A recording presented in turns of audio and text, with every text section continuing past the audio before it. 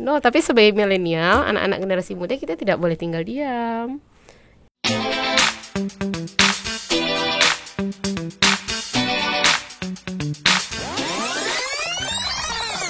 Man and Mic. Oke.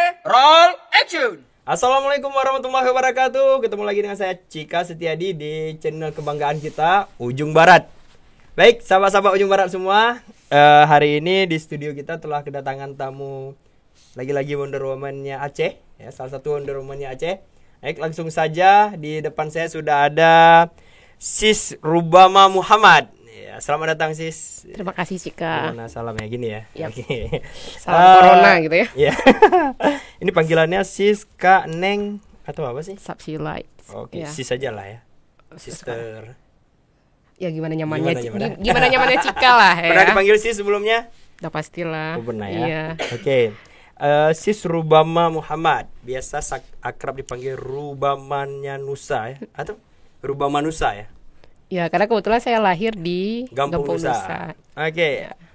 Sis Rubama ini juga terkenalnya dengan pelopor wisatanya Gampung Nusa. Dan bahkan kalau kita search di Google nih, sahabat-sahabat, coba aja search Rubama Nusa, wah muncul itu pelopornya wisata di Gampung Nusa dan sebagainya. Bahkan sampai Gampung Nusa itu menjadi gampungnya wisata di Aceh ya umumnya. Cika udah boleh jadi asisten saya nih kayaknya.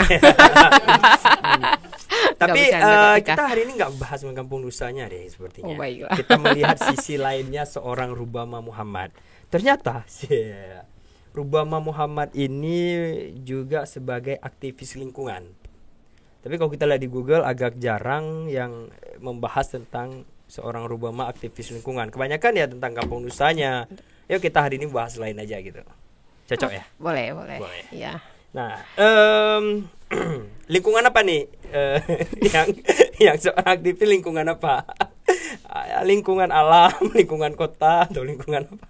Ini pertanyaan konyol nih. Iya, kalau bicara lingkungan sih semua sebenarnya. Ya? Ada ada urban, ada ruralnya, Okay. Semua ada di sana. Udara, darat, dan laut. Laut ya, Luar all in biasa. one lah semua. Karena apalagi bicara ekologi, nah ini semua berkesinambungan. Dengar juga background pendidikannya biologi ya? Iya. Sudah magister ya. Tapi tidak mau ditampilkan. Gak apa-apa, kita nggak nampilkan, kita cuma bilang saja. Kita nggak akan tulis Rubama Muhammad gelarnya apa, tapi kita cuma sebutin aja. Oke, Sis Ru ya. Kenapa? Sis Rubama, Sis Ru. Kalau nyaman panggil dengan sis silahkan, nyaman dengan Kak Ru, Rubama saja atau Dek. Ya, please. Firman ketawa ada. Oke, Kak Rubama atau Sis Rubama sebagai aktivis lingkungan berarti sangat update terhadap beberapa case-case yang terjadi belakangan ini. Tapi kita nggak bahas itu kok, tenang aja. Okay. Karena takutnya berat nanti ya. Berat. Dan Karena kita akan menyalahkan orang. Sakit kepala nanti jadinya. Jadi mungkin cerita pengalaman dulu deh. Oke. Ya. Biasanya orang aktivis lingkungan itu banyak ya bermain dengan alam liar, hutan dan sebagainya. Hutan Aceh sudah semua dijelajahi, Kak Ru? Mencoba untuk terus menjelajahi. Ya sudah, mana aja, Kak Ru? Kalau saya sekarang kan lebih fokus di kawasan ekosistem Loser ya. Loser. Nah, ini salah satu bentang alam dunia yang sangat penting sebenarnya. Betul. Jadi ada 3 blok di dunia ini yang sangat penting untuk hari ini untuk terus dilestarikan. Apa aja? Ya, kita jaga bersama, ada di Amazon. Amazon.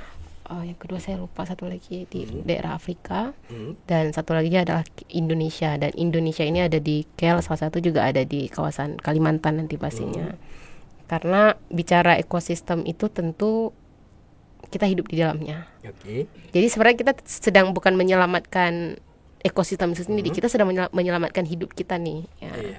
Hari ini kan tanpa ekosistem, tanpa ekologi, tanpa apa yang diciptakan oleh Allah, ya berarti kita sedang melihat kehancuran nih. Kalau kita tidak segera untuk, ayo best do it lah untuk bumi ini gitu. Tanpa ekologi, tanpa ekosistem kita tidak bisa hidup ya. Karena di dalamnya ada banyak peran, ada banyak sumber daya yang kemudian itulah sumber kita. Misalnya gini, kita nggak bisa hidup dong tanpa air. Iya, ini misalnya nih teh ini dari air nih gitu. Ya udah, makanya itu. Kemudian kenapa kemudian memilih ya untuk bergerak dalam dunia, bukan ingin menjadi pahlawan sih, ya bukan ingin jadi heroes, tapi paling tidak hidup kita ini ada yang bermanfaat nih. Nah, mungkin jalan yang diberikan seperti ini. Ya, inilah lingkungan nih, jalan kamu rubah kayak gitu. Ya, berarti memang kita rata-rata semua manusia tidak bisa hidup tanpa air. Bukan rata-rata, memang semua manusia. Tapi Rahmat dia katanya nggak bisa hidup tanpa internet, tanpa kuota internet. Baiklah. Susah juga. Berarti dia sudah kenyang dengan dengan yang lainnya, sehingga dia hanya butuh internet gitu. Iya, Rahmat. Iya betul. Iya. Rahmat hari ini kurang konsentrasi. Kenapa, Mat? Aman. Kurang tidur ya. Oke, Kak. Di Loser itu sendiri katanya nih, ini dengar katanya juga ekosistemnya sudah terganggu. Banyak penebangan secara liar, ilegal dan lain sebagainya, pemburuan satwa langka dan sebagainya. Apa betul, Kak? Bahkan kan kemarin Leonardo DiCaprio pernah ya ke Loser ya? Iya. Ketemu nggak? Belum. Oke. Gimana itu, Kak? Nah, ini memang situasi yang terus terjadi, dan ketika ini belum bisa kita cut, nah pasti akan terus terjadi. Tapi ada kemudian langkah-langkah kecil yang bisa terus kita lakukan. Misalnya kayak ketika bicara soal perlindungan kawasan. Nah, kita ini sedang bicara advokasi kan sebenarnya. Bicara advokasi juga tidak bisa melupakan community conservation-nya. Jadi tidak bisa melupakan bahwa ada masyarakat loh yang hidup di sekitar. Nah, kawasan ekosistem Loser ini jangan dibayangkan hanya tempat konservasi misalnya ya, dalam tanda kutip, tidak boleh manusia hidup di dalamnya, no. Jadi 2,6 juta hektar di kawasan ekosistem Loser itu ada banyak 2,6 juta hektar, dan sekarang mungkin sudah agak berkurang ya dengan terjadi deforestasi hampir setiap tahun gitu ya. Nah, di sana ada fungsi lindung, ada fungsi budidaya. Artinya biasanya kalau fungsi budidaya itu ya manusia hidup di sana, menjalankan aktivitas habitusnya itu ada di sana kayak gitu. Terus kalau seperti hewan-hewan dilindungi banyak yang terancam bahkan sudah terancam punah, dan ini sangat terancam lagi gitu. Iya, hari ini gini, 2,6 juta hektar itu kan kebanyak, dia kan membentang ada di Sumatera ya, di Pulau Sumatera. Nah, besarannya itu kemudian ada di Aceh, sebenarnya di Provinsi Aceh.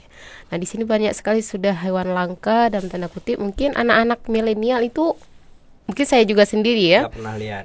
Hanya melihatnya itu di gambar. Ya, contohnya apa? Misalnya badak hari ini ya, salah satu badak atau Kak, alhamdulillah saya punya kesempatan beberapa kali lihat spesies yang lain yang kemudian yang sudah sangat langka. Seperti? Tapi misalnya gajah secara liar ya, bukan gajah yang ditangkarin, kemudian beberapa jenis spesies burung yang hampir terancam punah dan bahkan sudah dikategorikan critical endanger ya. Kemudian ini masih kita lihat ya dengan cara tadi kita butuh masuk nih lebih dalam ke dalam kawasan hutan gitu untuk melihat. Maka kemudian ada banyak persoalan yang sedang terus terjadi. Nah, bagaimana kemudian ini bisa diminimalisir sekecil mungkin sehingga tidak terjadi lagi banjir bandang misalnya. Seperti atau kemarin ya. Iya, ini kan ini kayaknya hampir semua wilayah Aceh sudah mulai terdampar ini dengan banjir bandang atau bencana-bencana alam yang lainnya. Itu banjir bandang kemarin di Bener Meriah juga efek dari ini ya? Kalau kita analogikan ke dalam sebuah kotak misalnya ya, kubus gitu ya, ada yang bocor nih di satu sisi gitu, kita masukin air, pasti merembes keluar kan. Nah, begitu juga ketika ada sesuatu yang terjadi, berarti ada yang tidak benar nih di sistem yang ada. Kira-kira apa, Kak? Apakah kemudian ya hutan tidak lagi sehijau fungsinya atau sehijau definisinya, atau kemudian ada fungsi-fungsi lain yang telah dirubah. Misal fungsi lindung ya menjadi fungsi ekonomi misalnya. Ya, artinya ada hal yang dirubah, padahal itu sebenarnya kalau bicara sistem ekologi ya jangan dirubah kalau kita tidak ingin ada sesuatu menimpa kita. Misalnya jatahnya hutan lindung menjadi lahan perkebunan, salah satunya ya. Ya, sebenarnya bukan kita tidak membolehkan dalam tanda kutip jangan ada kebun, jangan dong gitu. Nah, karena kita juga butuh hidup, butuh ekonomi yang harus terus berproses kan. Tapi ada hal yang harus misalnya nih, oke, buka kebun di kawasan yang sudah diberi izin, tapi jangan lupa nanam tegakannya, pohonnya. Karena ketika hujan turun misalnya, ini siapa sih yang akan menampung? Pasti jatuh brek, langsung bisa banjir kayak gitu, atau bisa langsung ngalir secara deras. Tapi kalau ada pohon, ketahan dulu ya. Jadi Oke, itu di loser ya, Kak. Dan dengar-dengar juga Kak Ru tidak hanya loser sih, maksudnya di mana yang namanya konsep ekologi, konsep ekosistem itu ketika ada satu yang tidak berfungsi, terganggu fungsinya. Nah, ini pasti akan mengganggu yang lain. Iya. Nah, kemudian itu di losernya. Kalau dengar-dengar juga Kak Ru pernah di hutan Kalimantan. Nah, kalau di hutan Kalimantan sendiri seperti apa, Kak? Sama kira-kira permasalahannya seperti loser? Ya pernah Kak ya di Kalimantan? Iya, tapi Dimana pastinya beda-beda. Kebetulan kemarin saya punya kesempatan untuk kemudian belajar banyak di kawan-kawan Kalimantan Barat, yang bagaimana kemudian kita punya situasi yang sama. Artinya gini, ada kawasan yang rusak dan ini mengakibatkan banyak bencana terjadi. Karena tadi ya bahwa ini soal kerakusan manusia sih sebenarnya ya. Ketika kita butuh makan, tapi ini sedang proses kita memperkenyang diri atau sedang memperkaya, nih kan berbeda ya prosesnya. Maka kemudian yang namanya manusia terus berproses, termasuk saya Rubama yang terus ingin belajar ya dimanapun, belajar dengan siapapun, termasuk kemudian punya kesempatan untuk belajar di hutan Kalimantan kemarin. Nah, artinya situasi yang kemudian ada banyak kasus illegal logging di Indonesia, kasus perburuan liar juga terus marak nih.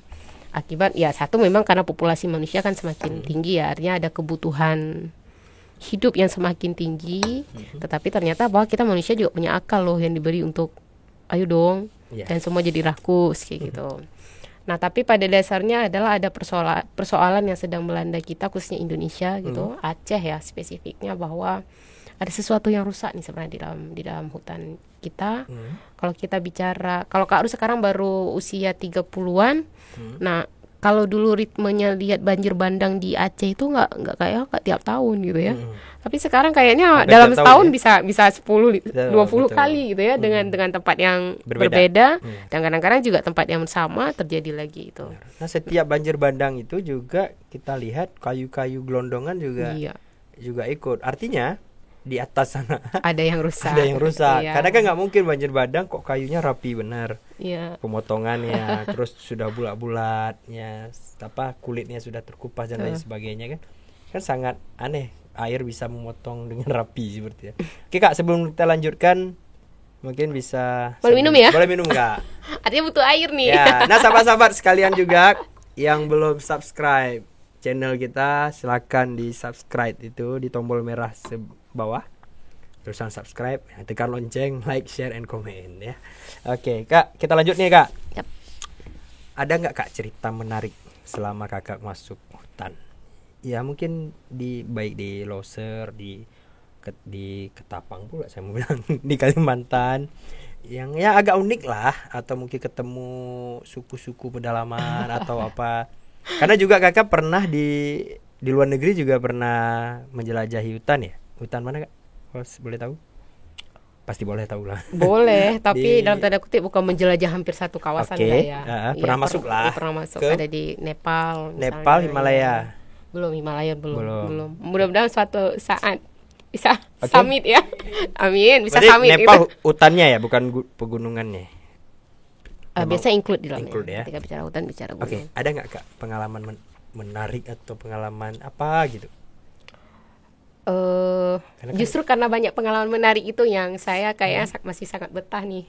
Oke. Menjelajah yang hutan-hutan paling menarik gitu ya. Ya, pernah ketemu apa gitu suku pedalaman Satu, atau saya mungkin banyak belajar di grassroots, belajar di tingkat tapak bersama orang-orang yang keren, bersama orang-orang yang hebat di sana gini. Saya sekarang kebetulan tergabung di HK ya, Hutan Alam dan Lingkungan Aceh, salah satu organisasi yang kemudian coba fokus untuk terus melindungi suatu ekosistem. Nah, ini kita ada di KL sebenarnya di 2,6 juta hektar ini. Nah, di sana ada banyak sekali kawan-kawan yang terus bergerak menyelamatkan hidup banyak orang. Tapi kebanyakan mereka adalah volunteer, sukarelawan. Ini yang kemudian wah ini luar biasa ini. Kita ini yang di kota kadang-kadang sok dalam tanda kutip, kami ini berjuang nih. Tapi perjuangan kawan-kawan di grassroots itu jauh, menurut saya nih, jauh dari apa yang sudah dilakukan oleh kawan-kawan dalam tanda kutip dengan kayak tadi nih, mohon maaf Rahmat bisa berselancar dengan internet gitu ya, gitu ya. Tapi kan kawan di tingkat tapak, jangankan internet, telepon aja. Mereka nggak punya jaringan. Listrik kadang-kadang 3 hari mati, setengah jam berhidup gitu ya. Langsung mati lagi gitu. Ya, benar. Nah itu satu. Kemudian yang kedua, saya banyak belajar ya proses berinteraksi dengan kawan-kawan yang mereka punya pengetahuan lokal yang sangat lengkap. Dan ini yang membuat mereka terus bertahan untuk menjaga bumi ini gitu ya. Kita sangat berterima kasih lah kepada mereka yang terus berjuang itu. Nah yang kedua, siklus alam itu cantik dan betah di lama-lama di hutan gitu ya. Itu satu. Misal kayak view-nya, kemudian sistemnya. Ketika kita lihat misal pacat nih ya, salah satu makhluk unik itu kan, misalnya pacat termasuk makhluk unik gitu ya. Dia kecil tapi bisa membuat orang loncat-loncat gitu ya, takut misalnya ya. Tapi dia punya fungsi yang kemudian kadang-kadang jangkauan kita nggak tercapai ke sana gitu. Atau kemudian bagaimana ketika selembar daun jatuh ke bumi, apa siklus yang sedang itu kita bisa dengan tenang melihat situasi alam itu. Atau kemudian kebetulan nih jika tadi sudah disebutin, saya juga punya hobi yang berbeda dengan yang lain. Misalnya salah satunya adalah birdwatching, birding ya. Ini untuk spesies burung saja. Wah, hampir 1.500 jenis ada di dunia ini.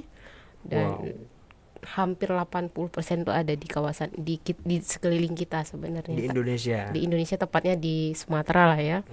Ketika kita lihat satu jenis burung saja, itu warnanya sangat satu ordo atau satu family saja banyak sekali jenis. Wah, ini luar biasa ini. Kita nggak ada apa-apa nih di balik spesies yang lainnya gitu. Oke. Tapi ada burung yang tidak ada, Kak. Burung Garuda.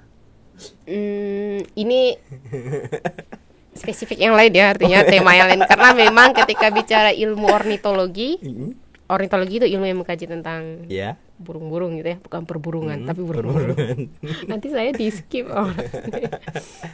Ya, kita tim ornitologi itu terus apa sih sebenarnya burung Garuda itu, karena walaupun kemudian dalam literatur ornitologi itu ada burung elang Jawa yang kemudian masih dicari korelasi lah apa itu burung Garuda ya. Kalau Raja Walinya? Iya. Elang Jawa itu masih hampir mirip dengan kalau dilihat dari jumlah bulu, jumlah kerangkanya gitu. Oke. Berarti kita tadi dari hutan ke burung, tapi masih nyambung ya. Ya, burung sebenarnya hidupnya di hutan, bukan di kandang-kandang di rumah. Kasihan ya, ya. Karena kan ada lagunya kan, hidup bagai gimana sih? Coba Kak, kadang bisa nyanyi. Aduh, ini era berapa ini? Bagai gimana sih? Bagai burung di dalam sangkare. Nggak sanggup nih jangkauannya nih. Firman tuh nyanyi. Kemana ini? Oke Kak. Tapi pertanyaan tadi sepertinya belum terjawab tuntas, Kak. Tadi kan ya itu yang menarik, pengalaman menarik Kakak selama masuk hutan, melihat. Tapi mungkin yang dari sekian banyak, ada nggak yang pengalaman lebih spesifik? Ya mungkin ada kejadian apa gitu selama di hutan. Karena kan ini seorang perempuan loh yang jarang, yang jarang, biasanya kan laki-laki yang keluar masuk hutan, yang suka lebih adventure. Ini seorang wanita tangguh masuk itu, mungkin ada pengalaman yang ini. Ya ini sebenarnya pertanyaan yang aneh gitu ya. Karena aneh lagi. Anehnya gini. Gimana? Hampir semua orang rata-rata ketika bicara isu lingkungan, bicara hutan, when we talk about the forest, itu dunianya laki-laki gitu. Padahal jelas misalnya dunianya perempuan itu tidak jauh beda dalam tanda kutip gini. Kita sama-sama butuh air nih, misalnya. Salah satu natural resource dari bumi atau sumber daya alam itu adalah air, misalnya. Salah satu. Banyak sekali sumber kehidupan kita yang lain, tapi kita ambil salah satu contohnya adalah air. Saya jenis kelaminnya perempuan, jika laki-laki nih. Kita sama-sama Butuh tidak air. bisa hidup tanpa air. Betul. Tapi ketika daily activity perempuan itu 3 kali lipat malah dari laki-laki. Contoh pada saat menstruasi misalnya, laki-laki nggak ada menstruasi kan, karena itu kodratnya kan. Nah, pada saat menstruasi kami hariannya butuh air 3 timba nih misalnya per harinya. Tapi ketika menstruasi kami butuh air sampai 9 timba. Nah, tapi kenapa kemudian ketika kami bicara coba proteksi tentang sumber daya alam, itu dianggap membantu laki-laki gitu ya. Membantunya dunianya laki-laki, padahal yang dekat sekali dengan situasi sumber daya alam itu manusia, perempuan gitu ya.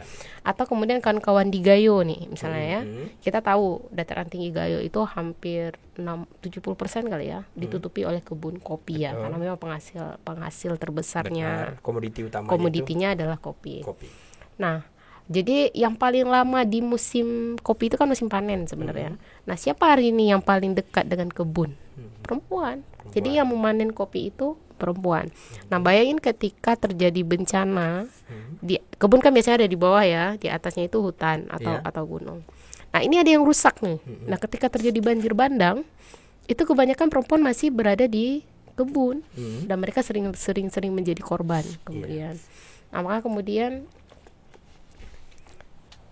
perempuan itu sangat dekat sebenarnya dengan sumber daya alam gitu ya. Maka saya dianggap aneh sebenarnya. Ada beberapa kali saya dianggap aneh ketika saya menjadi seorang birder gitu ya, pengamat burung. Karena ini angkat kamera besar, ini bukan kamera besar sih sebenarnya, tele, karena kita butuh ngambil gambar atau bawa teropong. Ini kayaknya punya laki-laki nih, bukan punya perempuan. Tapi ayo, kesempatan Islam juga menurut saya ya, Islam juga memberi ruang yang sama laki-laki dan perempuan untuk belajar. Karena yang paling dekat dengan Allah itu bukan soal laki-laki dan perempuan, tapi siapa yang lebih bertakwa. Siapa yang lebih imannya lebih ini ya, lebih bagus gitu. Artinya apa? Ini soal konstruksi sebenarnya. Kalau saya melihat konstruksi sosial bahwa saya memilih hidup dengan dunianya yang dianggap oleh laki-laki itu bukan kemudian saya ingin melawan. Bukan, tapi kita punya ruang dan kesempatan yang sama sebenarnya selama kita bisa meraih itu. Nah, makanya ketika gini, kalau birding biasanya bisa 3-4 hari ya di hutan. Nanti saya ada juga dibilang nggak boleh masuk nih ke kawasan hutan, ada perempuan, nanti takut berbuat mesum kayak gitu. Emang laki-lakinya sesamanya nggak bisa bawa mesum gitu. Jadi hal aneh sebenarnya menurut saya ya. Padahal kalau bicara mesum kan kembali ke personality ya. Dalam tanda kutip bahwa di rumah saja bisa bawa mesum gitu. Apapun alasannya dengan hutannya. Atau kemudian, tapi mungkin begini Kak, itu juga kan pandangan karena tidak awamnya gitu. Terlebih kita di Aceh. Contoh begini, orang Aceh kalau dulu wanita itu tidak ada yang ke warung kopi. Ya kan, jadi sehingga awal-awal maraknya kedai kopi di Aceh atau lebih di kota Banda Aceh, ya orang perempuannya datang masih dianggap ini ya, dianggap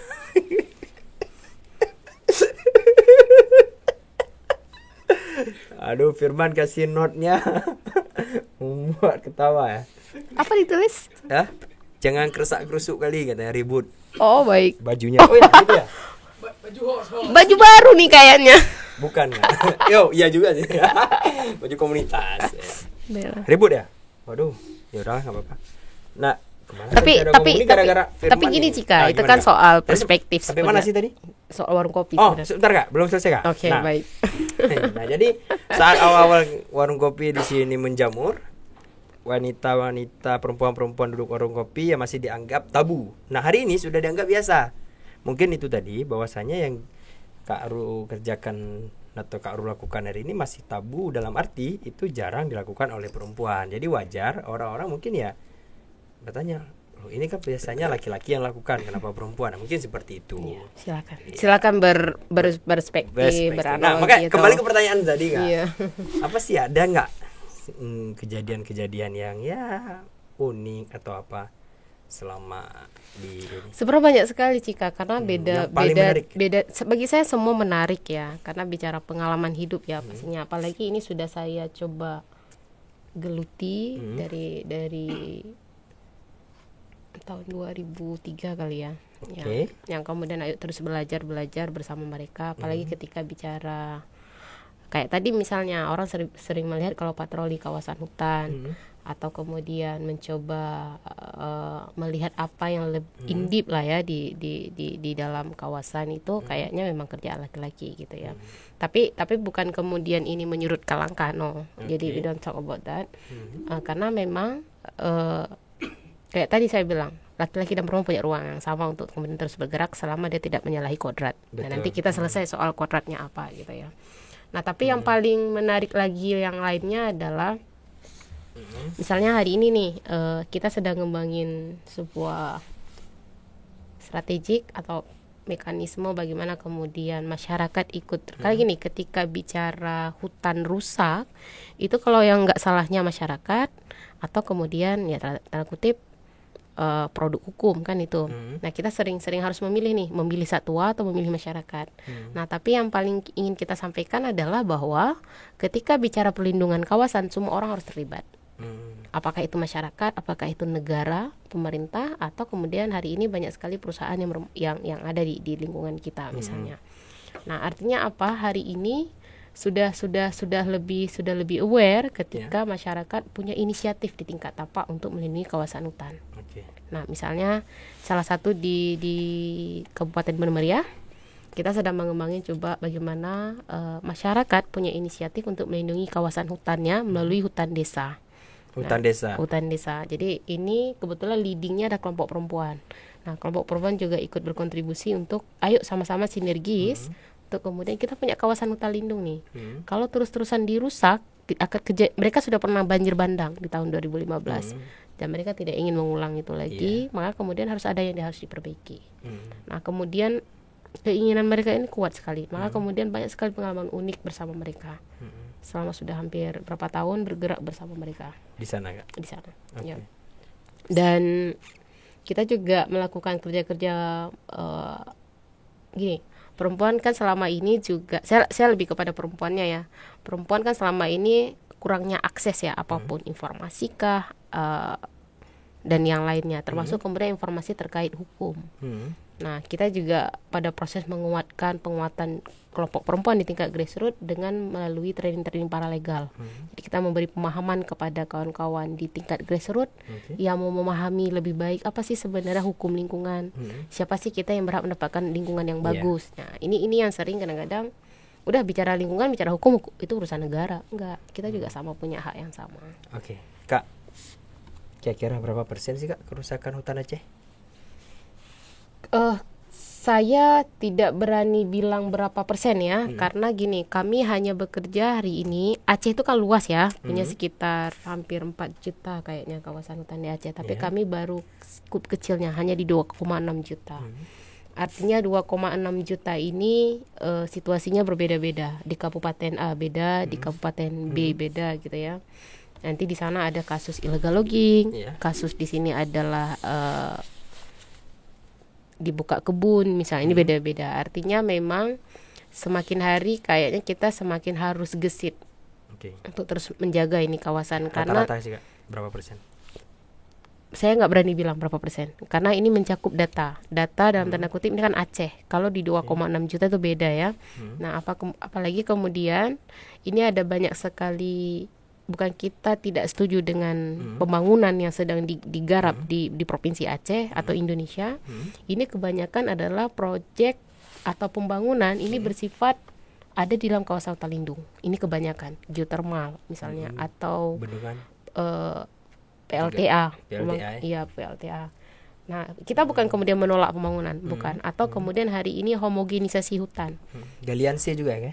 Ya, galian C sih di Aceh masih oke, di beberapa wilayah sudah sangat buruk ya, apalagi tata kelola. Nah, kemudian hari ini juga kita melihat ya, bukan kita tidak setuju dengan sawit, tapi bagaimana kemudian hari ini homogenisasi hutan itu menjadi hutan sawit. Betul. Kita tahu ya, hutan itu seharusnya banyak tegakan, banyak jenis pohon, tapi ternyata yang kita lihat cuma satu jenis kayak gitu. Karena muak juga lihatnya gitu ya. Satu jenis maksudnya, apalagi melakukan perjalanan yang jauh hampir 8 jam. Yang kita lihat kiri kanan adalah tok satu jenis. Dia Cika tiap hari juga bosan maksudnya gitu ya. Betul. Apalagi lihat sepanjang perjalanan maksudnya. Nah, otomatis kalau itu pun hutannya adalah sawit, berarti punyanya perusahaan. Kebanyakan sih. Ya kan pasti. Iya, punya warga punya, tapi tidak seluas dalam tanda kutip. Betul, Ya, kebun perusahaan. sawit kan punya operasional yang Iya. besar juga ya, yang kadang-kadang ya masyarakat kita juga belum punya untuk itu. Galiansi beberapa tahun yang lalu juga sempat disoroti di Aceh Utara yang sangat marak, sangat banyak titik-titik galiansi ilegal bahkan ya. Iya. Itu sempat naik ke media massa dan sebagainya. Itu juga mempengaruhi karena kan Aceh Utara juga langsung berbatasan dengan Bener Meriah dan sebagainya. Tapi sekarang saya nggak ikutin, mudah-mudahan. Tapi katanya kemarin sudah dilakukan beberapa aturan sehingga galiansi yang ilegal itu sudah diinikan oleh pemerintah setempat. Sebuah langkah yang baik Iya. sebenarnya.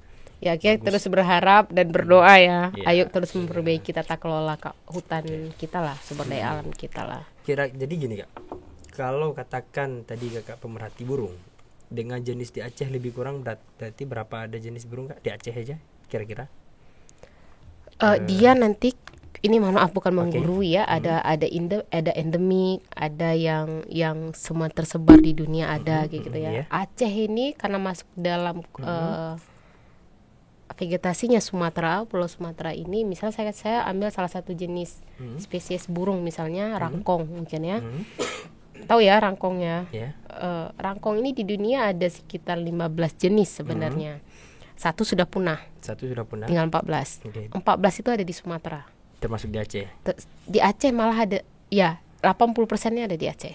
80% di Aceh. Mungkin sekitar 10 jenisnya ada di Aceh. Oke. Gitu. Artinya ini baru untuk satu jenis. Dari 15 10 jenis ada di Aceh. Ada di 4 lagi memang tidak ada atau sudah tidak ada nanti ada di Jambi. Enggak, maksudnya di Acehnya memang sudah belum tidak ada. terlihat. Belum terlihat. Saya belum melihat dengan menggunakan mata sendiri gitu. Populasi burung itu sendiri di Aceh berkurang nggak? Khusus di Aceh kira-kira. Ya jenis-jenis tertentu sudah punah dan sebagainya. Satu, kalau kita lihat ritme lingkungan ya, ini pasti berkurang. Kalau secara awam, Oke, misalnya gini, berapa karena salah satu fungsi dari burung, gini, semua spesies itu punya fungsi masing-masing.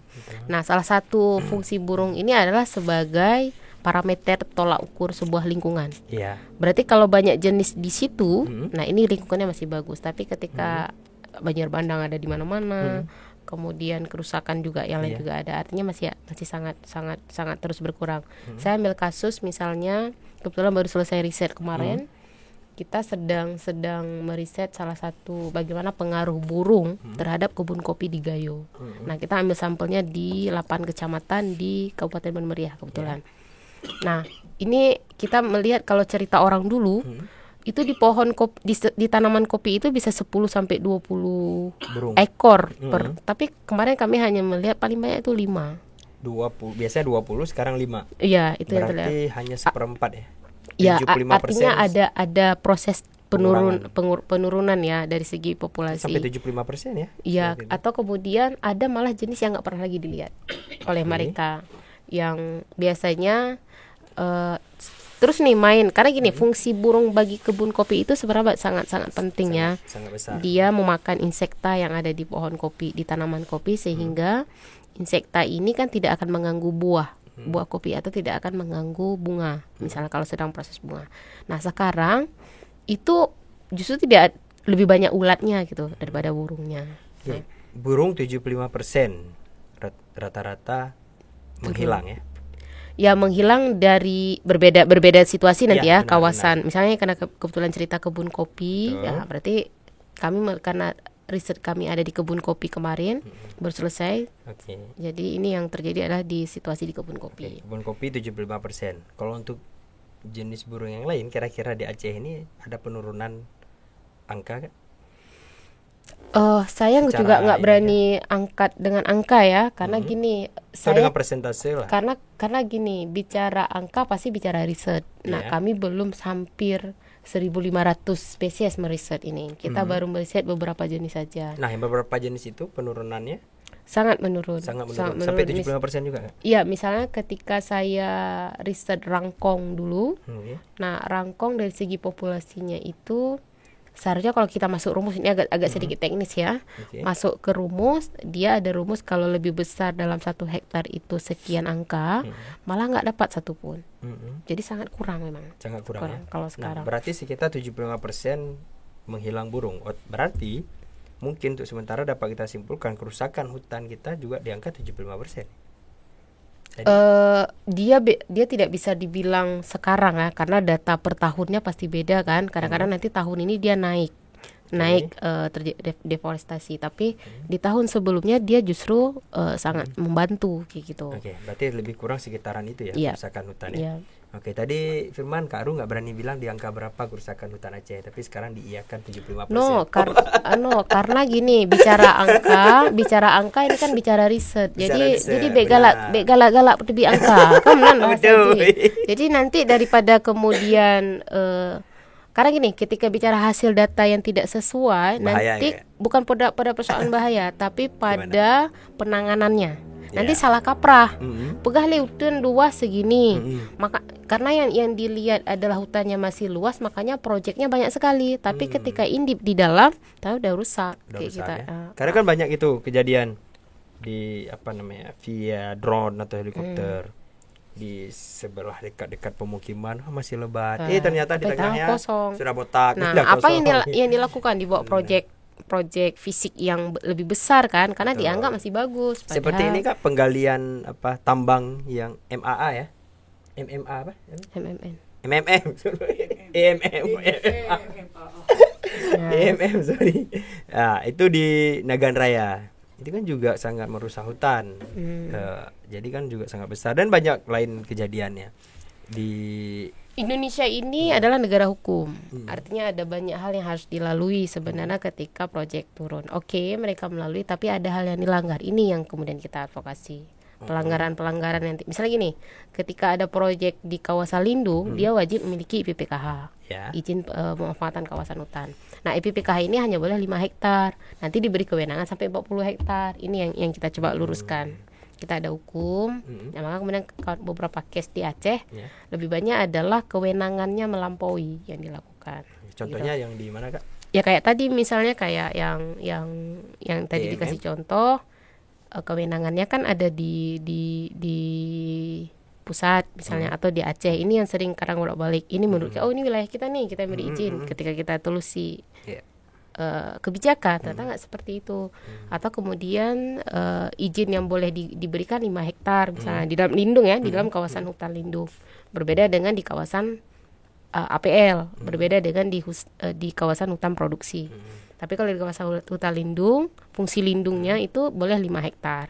Maka kemudian membangun bendungan besar di kawasan lindung itu tidak boleh keluar dari 5 hektar misalnya. Tapi kan sering nanti izinnya sampai 4.000 hektar misalnya. Jadi nggak match nih antara kebijakan dengan praktek di lapangan. Itu biarlah mereka yang di atas yang ini. Tapi sebagai milenial, anak-anak generasi muda, kita tidak boleh tinggal diam. Karena kita juga hidup di bumi yang sama dengan mereka. Itu kan permainan mereka di atas sana, bahwasanya izin sekian dikerjakan sekian. Jadi kita mau jadi pengamat nih. Enggak dong. Tadi kan kakak bilang ada perbedaan pengamat dengan aktivis ya Kak? Iya. Pengamat apa Kak? Ya, maka kemudian kita pilihan ada di kita. Kita ingin jadi pengamat, ya udah mengamati saja tanpa melakukan sesuatu yang bermanfaat kayak gitu ya. Di berarti para pengamat itu tidak melakukan sesuatu yang bermanfaat. Ya mungkin menurut mereka pengamatnya adalah sesuatu yang bermanfaat, itu menurut mereka. Iya. Untung saya bukan pengamat. Saya hanya pengamat sepak bola aja, hanya bisa komentari aja kan. Mungkin melalui komentarnya juga bermanfaat gitu, tapi nggak tahu juga ya. Tidak ada faedah. Saya komentari di rumah, yang main di TV semuanya nggak bermanfaat kalau saya. Oke Kak, tadi kita udah bicara. Minum ya? Boleh Kak, silakan. Ini saya udah. Nanti nggak diizinkan minum. Kan dari tadi udah saya bilang minum. Kita udah bicara tentang udara, ya diwakili oleh para burung. Kita udah bicara tentang darat oleh hutan, tentang laut nih Kak. Ini aliran yang salah nih kayaknya. Udah burung kok udara diwakili oleh burung. Karena burung kan terbang di udara kan. Ada burung yang di bawah. Oh iya juga ya, betul. Tapi kita anggap aja clear lah. Udah. Kemudian yang untuk laut nih Kak, untuk di Aceh sendiri, kira-kira apa sih problem laut Aceh kita? Karena ini kan jarang terangkat ya. Karena saya kemarin sempat ngobrol di luar, tapi bukan di sini. Mungkin nanti ke depan akan kemari ada satu pakar dosen di Unsyah juga bidang kelautan. Dia juga bilang wah laut Aceh ini sebenarnya kalau kita lihat juga sudah lumayan parah gitu kerusakannya gitu. Ya benar Kak atau gimana? Saya kacamata awam aja ya. Sebenarnya paling ini hampir di mana-mana sih persoalan kalau menurut saya ya. Tidak hanya di laut, di darat juga ya sampah. Sampah ya? Sampah. Itu dimanapun. Sampah masyarakat termasuk? Ya mungkin saja kali ya. Itu satu, karena ketika terkotori oleh plastik-plastik yang lama terurai, ini biota laut bisa sesak sebenarnya. Sesak dalam artian gini, habitat dia itu akan terganggu, itu satu. Dan yang kedua, mungkin Aceh belum pada tahap masuk proyek itu ya. Hari ini Indonesia banyak sekali proyek reklamasi. Ya, kita tahu betul reklamasi ini masih menjadi debat panjang. Betul. Oke, satu, para investor diuntungkan karena hari ini yang mampu mereklamasi ya orang yang punya modal kan itu. Nah, tapi bagaimana kemudian nelayan-nelayan kecil yang kemudian mencari harian dia itu dengan kapal kecil di sekeliling itu tiba-tiba udah direklamasi. Nah, itu persoalan lain mungkin di pulau lain gitu ya. Tapi bicara laut kan tidak bisa terputus juga.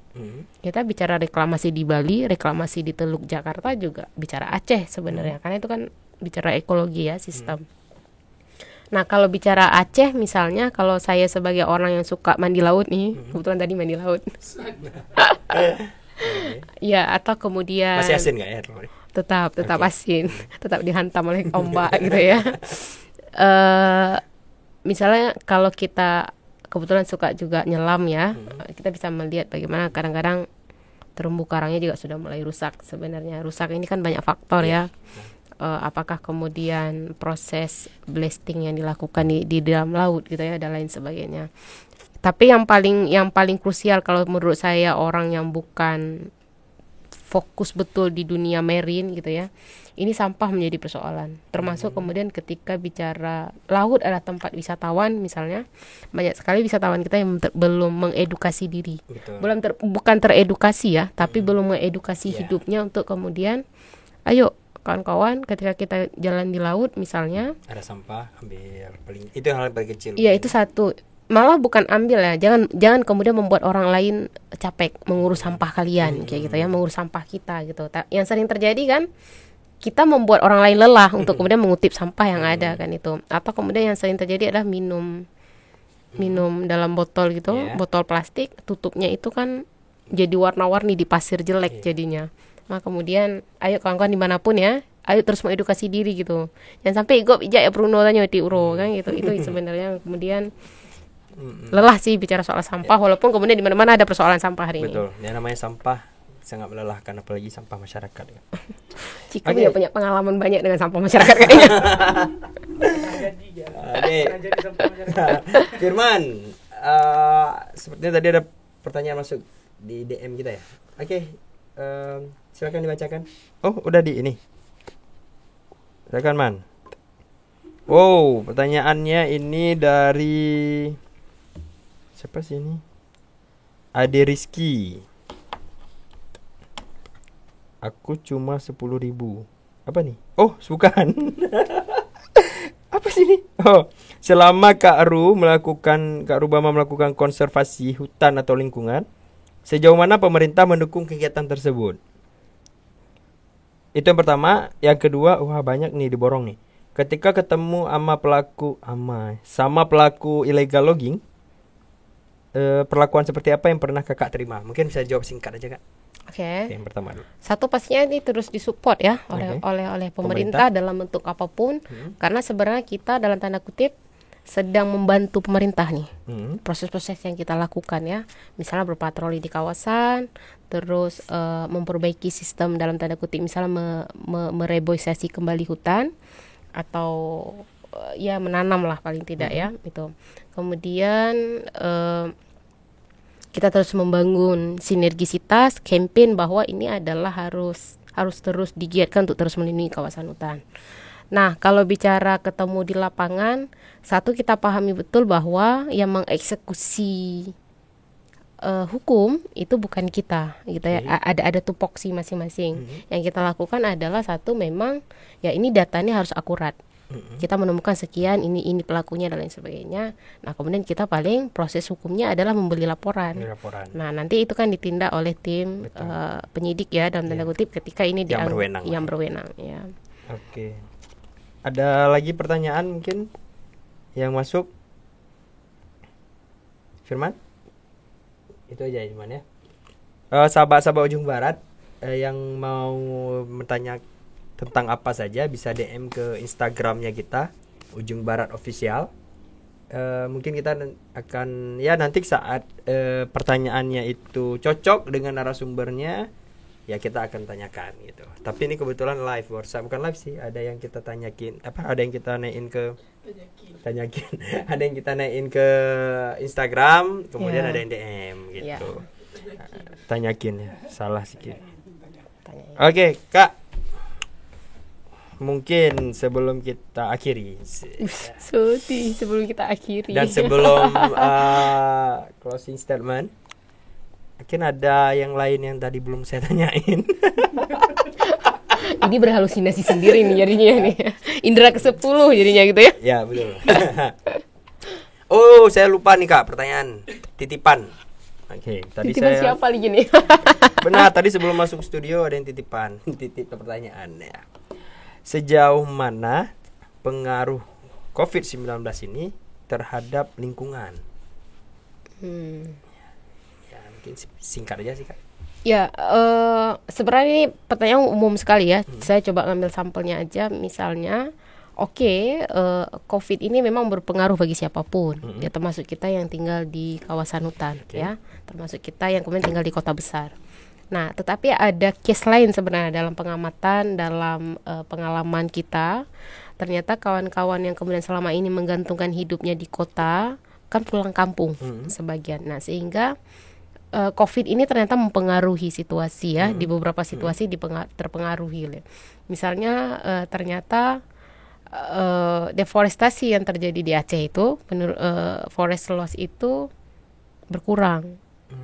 Artinya ada yang beralih apa istilahnya mata pencahariannya gitu, yang dulunya memang ini mungkin situasinya terdesak karena memang ya mau nggak mau kan akhirnya lari ke hutan untuk mangkas kayu, nah kayunya dijual gitu ya, tapi kan secara tidak langsung ini sudah merusak situasi yang ada, merusak ekosistem yang ada. Nah itu di sisi hutannya, artinya tapi ada positif yang lainnya. Situasi saya melihat adalah gerak masyarakat untuk kemudian berdaulat atas pangan. Beda ya nanti ya, swasembada sama berdaulat itu beda. Jadi masyarakat sudah mulai, kebanyakan sudah melirik kembali untuk ayo back to nature. Ya, bahwa menanam di sekeliling rumah dengan segala media yang dia lakukan misalnya. Nah ini juga membuat mungkin bumi lebih sedikit lega bernafas gitu ya, dengan terhentinya beberapa aktivitas gitu ya. Oke Kak, sampai di penghujung acara sih. Mungkin bisa ya 1 menit mungkin lebih kurang closing statement dari Kakak untuk seluruh masyarakat Indonesia pada umumnya, masyarakat Aceh khususnya ya. Ke kamera ini Kak, silakan Kak. Karena kita adalah manusia yang sangat bergantung hidup dengan makhluk lain, ayo terus bersama-sama menjaga makhluk dan tadi itu bukan makhluk halus nih ya, tapi ada sumber daya, ada makhluk hidup lain yang kita butuh mereka. Nah maka oleh karena itu ayo terus memperbaiki cara hidup kita, tentunya dengan tidak merusak yang ada. Keadilan ekologi akan ada ketika kita juga bisa membuat keadilan bagi makhluk yang lainnya juga. Oke, Kak. Ayo berbagi habitat dengan yang lainnya. Ya. Terima kasih gini Kak. Intinya ayo berbagi habitat dan habitus dengan yang lainnya. Karena sama-sama adalah makhluk Allah dan mempunyai hak yang sama ya Kak. Yes. Minum ya. Silakan Kak. Oke, sahabat-sahabat Ujung Barat, sampai di sini pertemuan kita dengan sosok Wonder Woman-nya, salah satu Wonder Woman-nya Aceh ya, di bidang lingkungan. Baik ya, kalau lebih dan kurang kita mohon maaf, sama-sama kita mohon maaf juga kalau kemudian ada proses yang menyinggung nih tadi, apalagi Rahman gitu ya. Oke Kak, sama-sama kita ucapin salam. Wabillahi taufiq wal hidayah. Assalamualaikum warahmatullahi wabarakatuh.